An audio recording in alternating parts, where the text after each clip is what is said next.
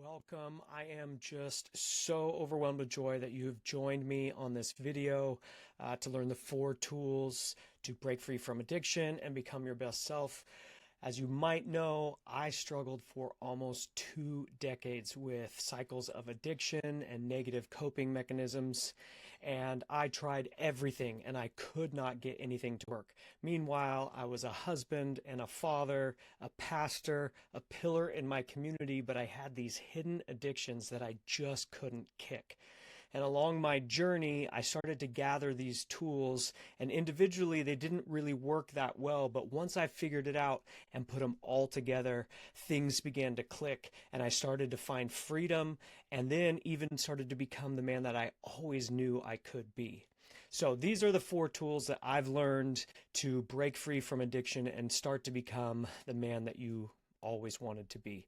So number 1, you need to identify your why, your core values, and your goals. See, nobody ever got somewhere by not wanting to be somewhere. And you'll never become someone just by not wanting to be someone. So for years, I was like, I don't want to be an addict. I don't want to be an alcoholic. I don't want to take those drugs. But I never identified why and the core values and the goals for my life. So you need to identify your why. Your why is the reason for changing. For me, I had a moment where my kids were jumping on the trampoline. They asked me to come join them. And for, I don't know, the millionth time, I told them no, I didn't feel good. I was tired. Let's be honest. I was probably drunk, probably high. But for some reason in that moment, I had this clarity that if I'm going to tell my kids no now because of this addiction, what kind of grandfather am I going to be in 10, 20 years? What kind of husband, what kind of father am I going to be? And I don't want them to suffer with the same things that I've suffered with. I have to be better for them. In that moment, I found my why. The next thing you need to identify is your core values. Your core values are the things that you live your life by. It's the way you want to interact with the world. It's the values that you hold yourself to. For example, mine are faith. I put God first. I always trust Him. I see God in everyone. I think He's the creator of the universe, and all good things come from Him, and His love always wins. So faith, and then authenticity. I dare to understand myself and embrace who I am. And I am self-aware. I recognize my strengths, my weaknesses, my blind spots, and I show up courageously as me in all situations. I also create space for others to be authentic in my space. And third, connection. I value connection over anything. I value connection over compliance with my kids, and I behave in ways that facilitate deep relationships. I guard my connections with my loved ones by being vulnerable and communicating my needs and emotions, and I also set boundaries. And connection is the reason I'm here. I want to connect with people. So you need to define who and what you are about. So I want you to pick 1 to 3 core values and then write a 1 to 3 sentence statement about how those core values will manifest in your life. And then third, you need to identify your goals. Now with goals, we need to know where we're going, what we want to accomplish with our life. And there's 2 types of goals. There's like these outcome goals are things that you cannot make happen right now. For example, if I wanted a 6-pack, I couldn't just make a 6-pack happen. And then we have habit goals or behavior goals. Now, those are the goals that you can do on a daily basis that will move you towards your outcome goals. And we have to have both, okay? We need to know where we're going long term, but we also need to know what are the habits and the behaviors that we can do today, tomorrow, next week that will move us towards those outcome goals. So what you're going to do is you're going to picture your life in 1, 3, 5 years, and you're going to imagine that all the things you want to accomplish have happened, and you'll write those things down. And then I want you to imagine what kind of habits and behaviors a person who has all those things would be walking out. And then you're going to pick 1 to 3 of those behaviors, and you're going to just start implementing those today. And then you're going to do it again tomorrow and the next day. The thing is a year from now is coming whether you start doing it or not, so you might as well start with those simple habits. Now, once we have identified our why, our core values, and our goals, now we can compare all behaviors against those three things. And any of the behaviors that do not line up with our why, do not line up with our core values and what we are to the world, and don't push us towards our goals, those are the behaviors that have to be eliminated or changed. For some of us, it's really obvious, but for some, you'll find there's some behaviors that are really not lining up with that, and I'm going to need to change those.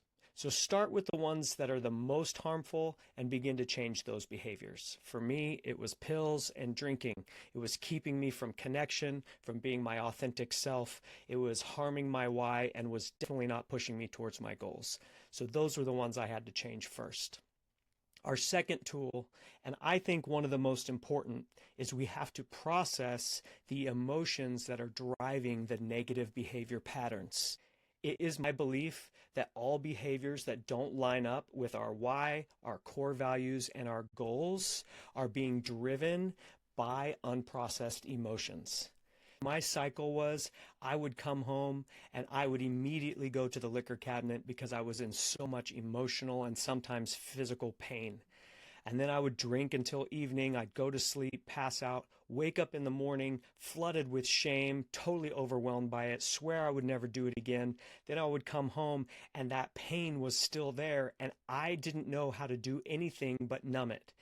And it wasn't until I learned the tools to process the emotions that were driving me to numb them and dealt with those that behavior began to change. So I want to encourage you, when you experience the drive to numb or to cope or to check out with whatever your behavior is, your negative coping behavior or addiction, when you feel that drive, I want you to back up a few moments or a few hours or even a few days that led up to that drive and find out what were the emotions that were happening for you. Maybe you got hurt. Maybe you felt some lonely.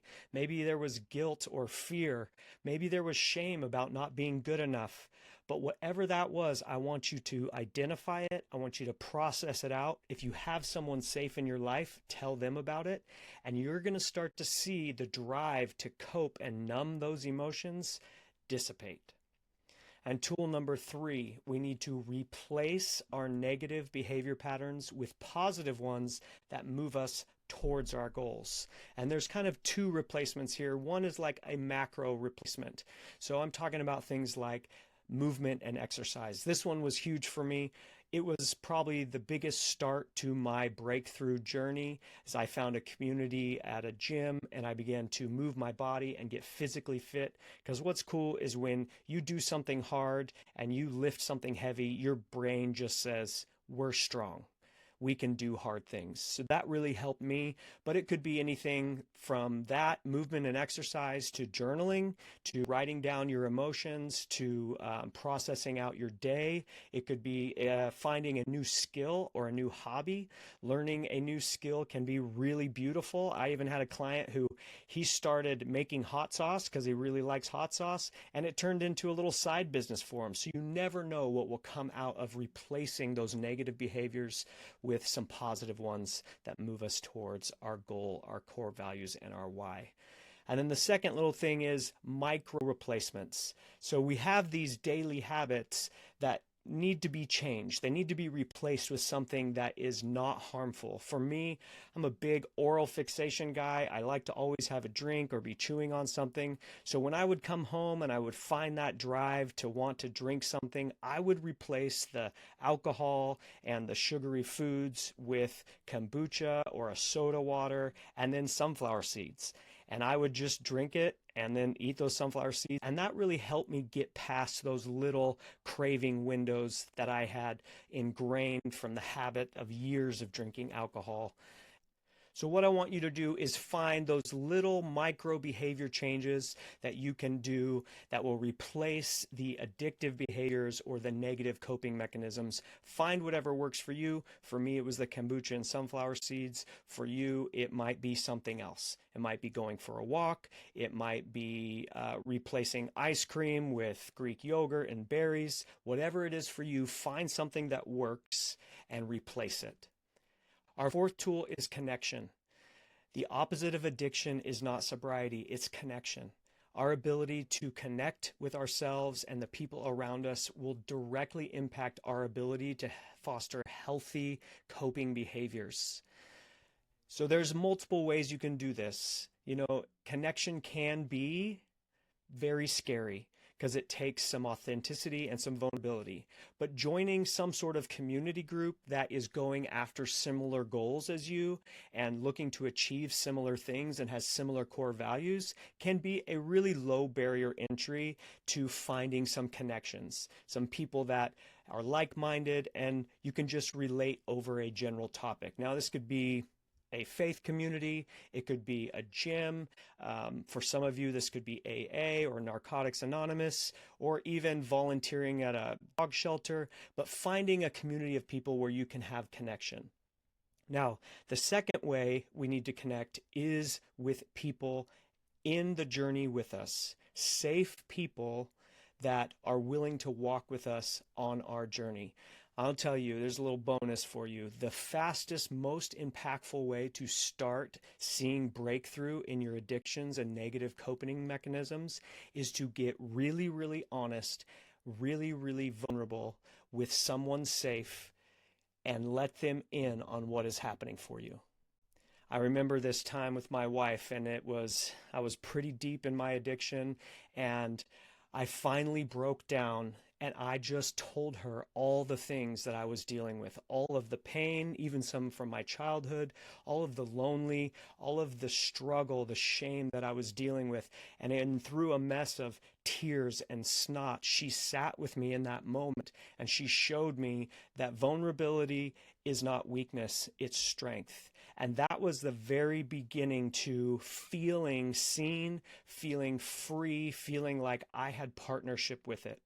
So I recommend find somebody safe. Hopefully that's your partner, your spouse, or could be a friend, okay? Somebody that's safe that you can get really vulnerable with and let them in to all that's happening for you.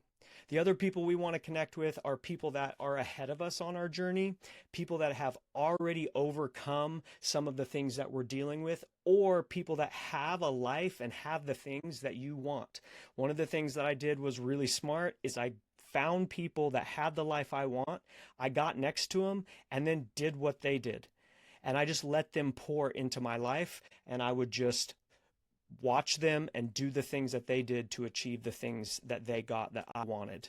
And then the last type of person you want to connect with is the people that are behind you on your journey. It's so important to get outside of ourselves and help those who are needing help. You may not be that far on your journey, but I guarantee you're further than somebody else. And giving away the tools and the keys that you have is really important for keeping you motivated to move forward on your journey. So those are the 4 tools that I've learned and begin to implement. Here's the deal. I said they're simple, and they are, but they are not easy. But let me tell you, I have not only seen them work in my life, but in hundreds of clients that I've walked them through these tools and implementing in their life.